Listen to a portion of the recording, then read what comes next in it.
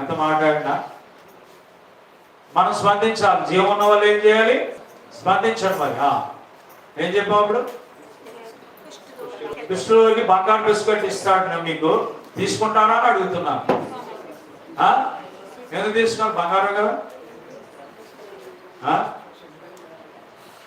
బంగారమే కానీ అది మంచిదే కానీ ఇచ్చే చేతులు మాత్రము అది. అలాగే మనిషి చేస్తున్న పుణ్య కార్యాలు, భక్తి కార్యాలు, దాన ధర్మాలు ఇవన్నీ మంచియే కానీ ఆ ఇచ్చే మనిషి హృదయం మంచిది కాదు, పుష్టితో ఉంది.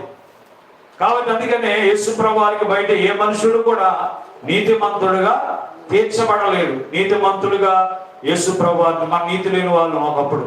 ఇప్పుడు యేసు ప్రభు ద్వారా ఉచితంగా ఏం చేయబడ్డాము? నీతిమంతులుగా తీర్చబడతారు. ఎవరైనా సరే అనీతిమంతుల కోసం ఆయన నీతిమంతుడైన దేవుడి లోకానికి వచ్చారు.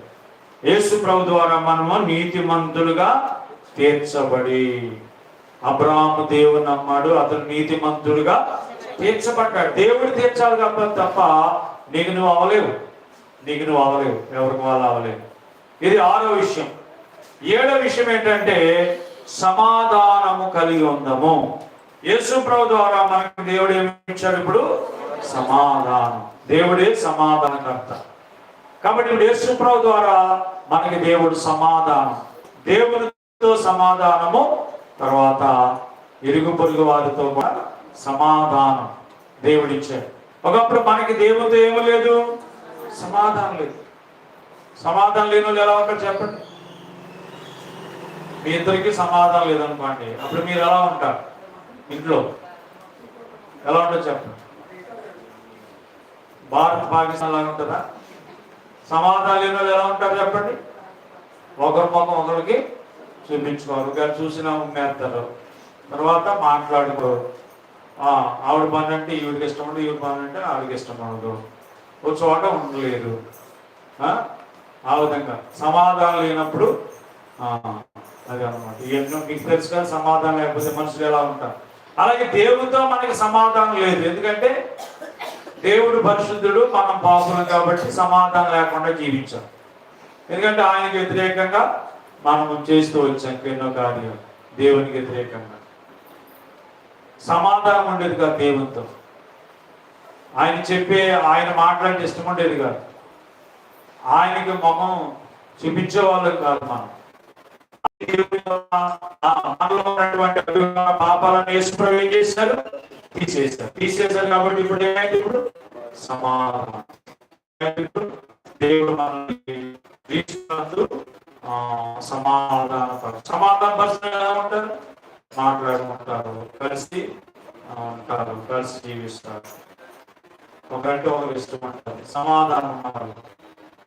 అందుకని యేసు వచ్చినప్పుడు కూడా భూమి మీద ఆయనకి ఇష్టమైన మనుషులకు సమాధానం.